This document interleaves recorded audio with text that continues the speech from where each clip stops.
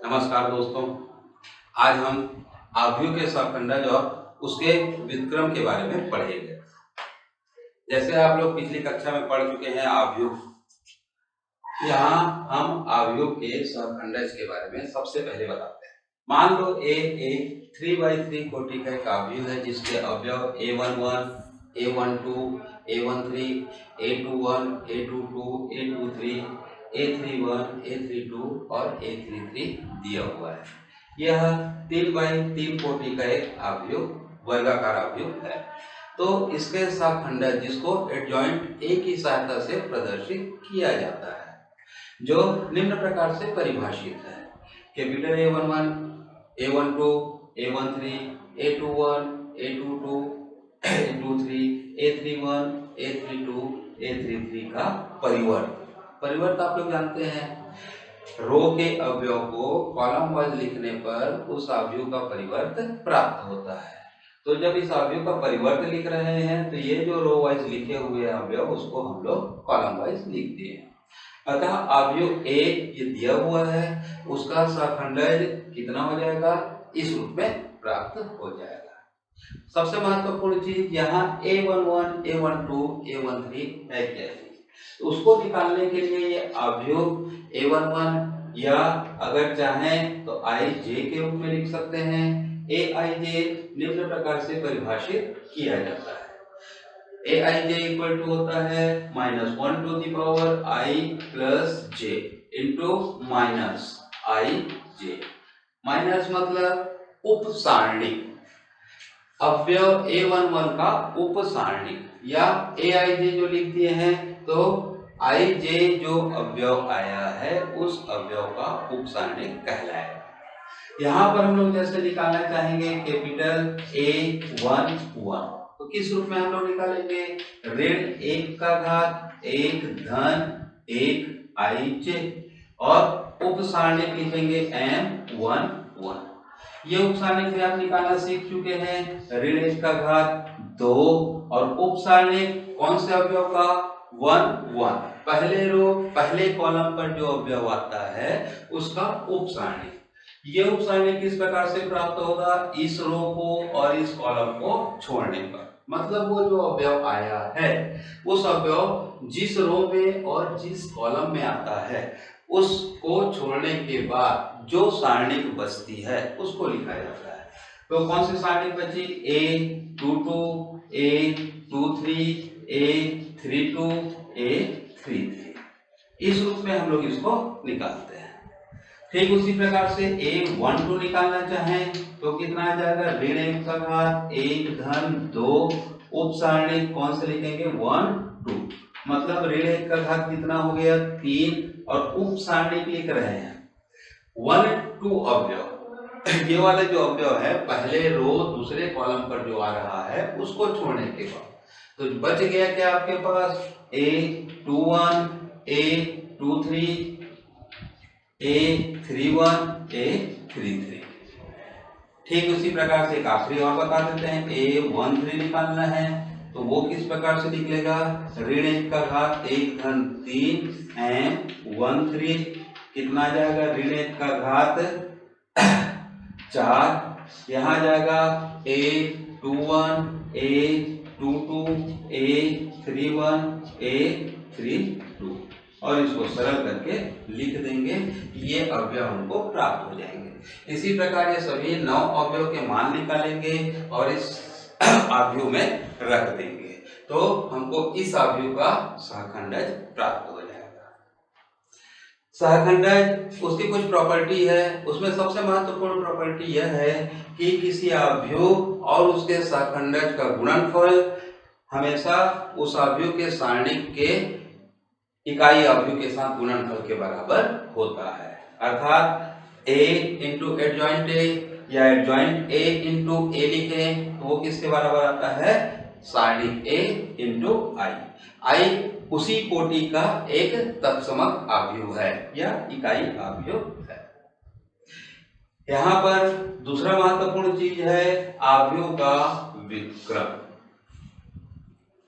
अवयव का व्युत्क्रम ज्ञात करने के लिए दो चीज पहले पढ़ते हैं, एक व्युत्क्रमणीय अवयव और एक अव्युत्क्रमणीय अवयव। ये अवयव के दो प्रकार भी बोल सकते हैं इसको। अव्युत्क्रमणीय अवयव किसे कहा जाता है और व्युत्क्रमणीय अवयव किसे कहते हैं, इसको सबसे पहले जान लेते हैं।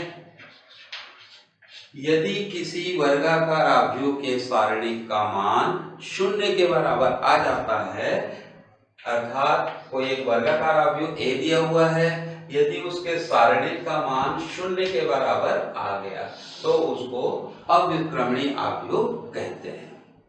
लेकिन यदि अवयव के सारणिक का मान 0 के बराबर ना हो तो उसको व्युत्क्रमणीय अवयव कहा जाता है। तो व्युत्क्रमणीय अवयव में सारणिक का मान किसके बराबर नहीं होगा, 0 के बराबर। व्युत्क्रमणीय अवयव होगा उसी का ही हम लोग व्युत्क्रम ज्ञात कर सकते हैं। तो व्युत्क्रम ज्ञात कर सकते हैं किसके लिए, देख लो अवयव के व्युत्क्रम की परिभाषा बता रहे हैं। मान लो a और b दो वर्गाकार समान कोटि के अवयव हैं। यदि a और b का और b और a का गुणनफल करते हैं तब समकाव्यों के बराबर आता है, तब a को हम व्युत्क्रमणीय अवयव कहेंगे और b उसका क्या कहलाता है, व्युत्क्रम। अर्थात a इनवर्स किसके बराबर लिखा जाता है, b के बराबर। तो व्युत्क्रमणीय अवयव या अवयव का व्युत्क्रम किसे कहेंगे, यदि दो अवयव का गुणनफल तब समकाव्यों के बराबर आ जाए तो उनमें से एक अवयव को दूसरे अवयव का व्युत्क्रम कहा जाता है। पुनः अभी हमने महत्वपूर्ण प्रॉपर्टी के बारे में पढ़ा कि अवयव और उसके सहखंडक उन दोनों का गुणनफल किसके बराबर आता है, सारणिक a इंटू i के बराबर। इस सूत्र की सहायता से भी हम अवयव का व्युत्क्रम ज्ञात कर सकते हैं जो यहाँ पर प्रदर्शित किया गया है। a इनवर्स बराबर होता है एडजॉइंट a इंटू सारणिक a। ये तो हम लोग जान गए। आइए हम सवाल के आधार पर किसी अवयव का व्युत्क्रम और सहखंडक निकालना सीखते हैं। हम एक सवाल ले रहे हैं जिससे हमको क्या ज्ञात करना है, उस अवयव का सहखंडक ज्ञात करना है। मान लो अवयव a इक्वल टू 1 1 1 1 4 3 3 4, ये एक अवयव दिया है। अवयव a इक्वल टू 1 3 3 1 4 3 और 1 3 4 दिया है। तो सबसे पहले हमको क्या ज्ञात करना है, अवयव a का सहखंडक ज्ञात करना है। सहखंडक ज्ञात कीजिए।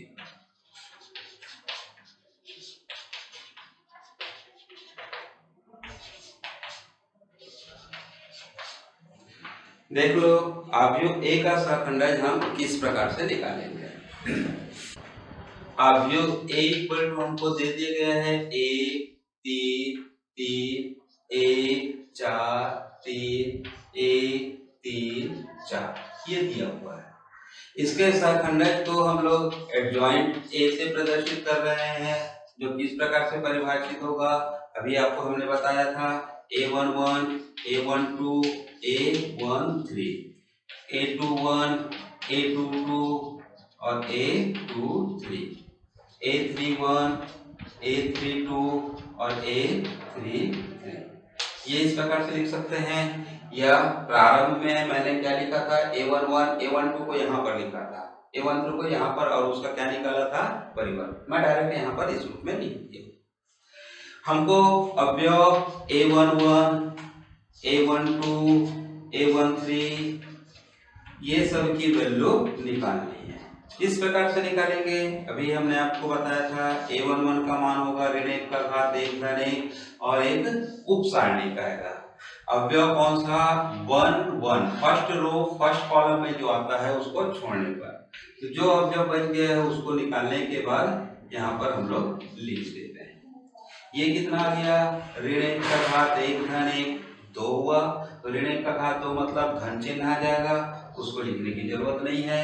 ये हो गए 4 और 4 का गुणनफल 16 ऋण 3 और 3 का गुणनफल 9।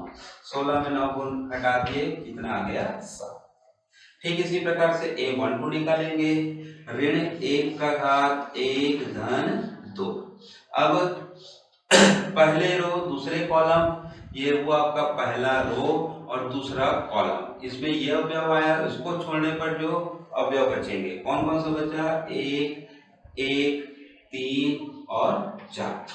इसको सरल कर देते हैं, ऋण 1 का घात 3 वो ऋण चिन्ह हो जाएगा, ऋण 1 को 3 बार गुणा करने पर ऋण 1 आएगा, ऋण चिन्ह मैंने साथ में लिख दिया, या ऐसे भी लिख सकते हो गुणित, ये कितना हो गया 4, ऋण इन दोनों का गुणनफल 3, 4 में 3 घटाएंगे 1 और ऋण 1 का गुणनफल कितना आ गया ऋण 1। ठीक इसी प्रकार से A13 हो जाएगा, ऋण 1 का घात 1 धन 3, उप सारणी क्या आएगा, फर्स्ट रो थर्ड कॉलम को छोड़ने पर 1 1 4 3। इसको सरल कर दिए, ऋण 1 का घात 4 कौन सा हो जाएगा धन, ऋण 1 को 4 बार गुणा करने पर धन 1 आएगा, यहाँ आ जाएगा आपका 3 ऋण 4, 3 में 4 घटाएंगे कितना आ गया ऋण 1। अब हम निकाल रहे हैं A21, A21 कितना होगा, ऋण 1 का घात 2 धन 1, दूसरा रो पहला कॉलम को छोड़ दो, ये रहा दूसरा रो और ये पहला कॉलम, बचा क्या 3 3 3 4, उसको सारणी के रूप में लिख दिए, ऋण 1 का घात 3, ऋण 1 को 3 बार गुणा करने पर ऋण 1 आएगा, गुणित 3 चौक 12, ऋण 3 दिया 9, ये आ गया आपका कितना 3 और ऋण 1 का गुणनफल ऋण 3। A21 ये ऋण 1 का घात 2 निकालेंगे, अब 2 धन 2, दूसरा रो दूसरा कॉलम को छोड़ देते हैं, ये रहा दूसरा रो दूसरा कॉलम, बचा 1 3 1 4, 1 3 1 4, इसको सरल कर दिए, ऋण 1 का घात 4 धन, ये हो गया आपका 4 ऋण 3, कितना आ जाएगा 1। A23 ऋण 1 का घात 2 धन 3, दूसरा रो तीसरे कॉलम को छोड़ दो, दूसरा रो तीसरा कॉलम, तो बच गए 1 3 1 3, इसकी वैल्यू हो जाएगी ऋण 1 गुणित 3 ऋण 3, 3 एकम 3 ऋण 3 एकम 3, ये हो गया शून्य का गुणनफल, ऋण 1 से शून्य आ गया। ठीक इसी प्रकार से हम लोग निकाल लेते हैं A31 A32 और A33, ऋण 1 का घात 3 धन 1 और उप सारणी का जाएगा यहाँ, ऋण 1 का घात 3 धन 2 और एक उप सारणी का आएगा, यहाँ ऋण 1 का घात 3 धन 3 और एक उप सारणी आएगा। थर्ड वाले में निकाल रहे हैं हम लोग, तो थर्ड रो पहला कॉलम छोड़ने पर 3 3 4 3, ये अब जो बचा A32 ज्ञात कर रहे हैं, थर्ड रो सेकंड कॉलम छोड़ने पर 1 1 3 3, और थर्ड रो थर्ड कॉलम छोड़ने पर 1 1 3 4, 1 1 3 4, इसको मैं सरल कर देता हूँ, धन चिन्ह आ जाएगा, ऋण 1 का घात 4, यहाँ हो गया आपका 9 ऋण 12 ऋण 3। ठीक उसी प्रकार से इसको सरल करने पर कितना आ जाएगा, ऋण 1 का घात 5, 5 बार गुणा करने पर ऋण 1 आ जाएगा, यहाँ गया 3 ऋण 3 कितना 0। ठीक उसी प्रकार से यहाँ आ जाएगा आपका धन चिन्ह है, 4 ऋण 3 बराबर 1। चूंकि हमें इस प्रकार से सभी अवयव का मान निकाल लिए हैं, अतः हम लोग एडजॉइंट A ज्ञात करना चाहें, लिख सकते हैं आप A11 A12 इस रूप में लिखे हैं, उसी रूप में लिख देते हैं A21 A22 A23 A31 A32 A3, यहाँ पर मान को रख दो, ये आपके अवयव प्राप्त हो गए। A11 A12 A13, ये अवयव हमने क्या निकाला 7 ऋण 1 ऋण 1, इधर निकाला है ऋण 3 1 और ये 0, फिर ऋण 3 0 और 1 ये दिए हुए अवयव का परिवर्त प्राप्त हो गया। तो आप समझ गए कि किसी अवयव का परिवर्त निकालना है तो किस प्रकार से परिवर्त निकाल सकते हैं। इसी प्रश्न के आधार पर हम लोग इस अवयव का क्या ज्ञात कर रहे हैं, व्युत्क्रम। प्रश्न हमको क्या दे दिए गए हैं कि अवयव ए है तो ए इनवर्स ज्ञात कीजिए। हमको ए इनवर्स ज्ञात करना है। प्रश्न हमने अब चेंज कर दिया। आप समझ गए कि अवयव का सहखंड कैसे निकालेगा। अवयव का परिवर्त ज्ञात करना आप सीख चुके हैं। अब हम निकाल रहे हैं ए इनवर्स। ए इनवर्स निकालने के लिए अभी आपको सूत्र बताया। किसी अवयव का व्युत्क्रम बराबर क्या होता है, एडजॉइंट ए अपॉन सारणी ए। कैपिटल ए से भी लिख सकते हैं, स्मॉल ए से भी लिख सकते हैं। चूंकि सारणी के का मान हमको सबसे पहले निकालना है तो हम देख लेते हैं सारणी के का मान इन दोनों के आधार पर पता चल जाएगा। सारणी के निकालना चाहे 1 3 3 1 4 3 1 3 4 हम प्रसार करके निकाल देते हैं। फर्स्ट कॉलम के आधार पर हम प्रसार कर रहे हैं 1 गुणित ये इसको छोड़ दिए, ये कितना आ गया 16 ऋण 3 दिया 9। ऋण 1 कर रहे हैं कितना आ जाएगा 3 चौक 12 ऋण 9 धन 1 इसके सापेक्ष करेंगे 9 ऋण 12। 16 में 9 घटा दिए कितना आ गया 7 ऋण 12 में 9 घटा दिए 3 सामने में धन 9 में 12 घटा दिए कितना आ गया ऋण 3। 7 में 6 घटा दिए कितना आ गया 1। क्योंकि ये शून्य के बराबर नहीं है इसलिए एक कौन सा अवयव हो गया व्युत्क्रमणीय अवयव है। व्युत्क्रमणीय अवयव है तो उसका व्युत्क्रम ज्ञात कर सकते हैं। तो व्युत्क्रम कैसे निकालेंगे, ए इनवर्स बराबर एडजॉइंट ए बटे सारणी ए। अब यहाँ पर हम लोग सबसे पहले इस अवयव का परिवर्त ज्ञात सहखंडज ज्ञात करेंगे। सहखंडज हमने निकालकर आपको दिखा दिया है कि इसका सहखंडज कितना निकलता है। तो आप सिर्फ इसी प्रकार से सहखंडज निकाल लेंगे और सूत्र में मान रख देंगे। ए इनवर्स होता है एडजॉइंट ए बटे सारणी ए। क्योंकि सारणी ए का मान 1 है तो सारणी ए के मान 1 को लिखने की जरूरत नहीं, इसका जो मान लिखा है हम लोग उसको लिख देते हैं। कितना आ जाएगा 7 ऋण 3 ऋण 3 ऋण 1 0 ऋण 1 0 1 पूरे बटे 1 लिखेंगे। यही इसका क्या हो जाएगा व्युत्क्रम हो जाएगा। एक ही प्रश्न के आधार पर हमने आपको एक अवयव का सहखंडज निकालना सिखाया और उसी अवयव का क्या ज्ञात करना सिखाया व्युत्क्रम। तो रिवाइज कर देते हैं अवयव का सहखंडज और व्युत्क्रम। दो अवयव का गुणनफल जब तत्समक अवयव या इकाई अवयव के बराबर आता है तब उनमें से एक अवयव को क्या कहा जाता है, दूसरे अवयव का व्युत्क्रम कहा जाता है। व्युत्क्रम निकालने के लिए आपको सूत्र बताया गया था कि ए इनवर्स इक्वल टू होता है एडजॉइंट ए बटे सारणी ए। यदि सारणी ए का मान 0 के बराबर नहीं है तभी उसका क्या है व्युत्क्रम निकलेगा। लेकिन अगर अवयव का सारणी का मान 0 के बराबर होगा तो वो अव्युत्क्रमणीय कहलाता है। अव्युत्क्रमणीय होने के कारण उसका व्युत्क्रम ज्ञात नहीं किया जा सकता। तो बच्चों आप लोग इसी आधार पे आपकी बुक में जितने भी प्रश्न दिए हैं उनको सरल कीजिए, बनाइए, मेहनत कीजिए। जितनी प्रैक्टिस करेंगे उतना ही आपका कॉन्सेप्ट क्लियर होगा। ठीक है, अगले वीडियो में हम आपको अवयव से संबंधित अन्य कुछ अध्याय के बारे में बताएंगे।